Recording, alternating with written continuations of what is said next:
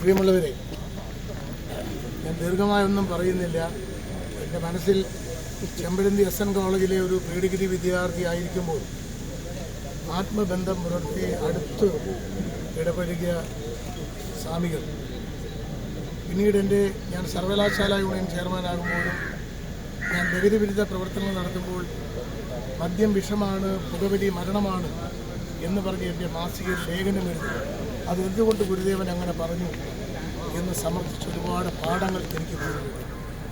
എൻ്റെ രാഷ്ട്രീയ ജീവിതത്തിലും എനിക്ക് സ്വാമിജിയെ ഒരിക്കലും എനിക്ക് മറക്കാൻ കഴിയില്ല.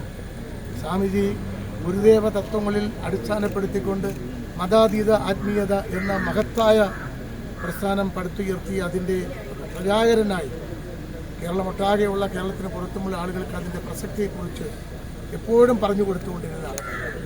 ആ സ്വാമിജിയുടെ ശബ്ദം നിലച്ചിട്ട് 24 വർഷം പൂർത്തീകരിച്ച് 25ാം വർഷത്തിലേക്ക് 25ാം സമാധി ദിനത്തിൽ നമ്മളിവിടെ ഒത്തുചേരുമ്പോൾ മനസ്സിൽ ഒരുപാട് പ്രയാസങ്ങളും നഷ്ടബോധങ്ങളും വെച്ചുകൊണ്ടാണ് നിൽക്കുന്നത്.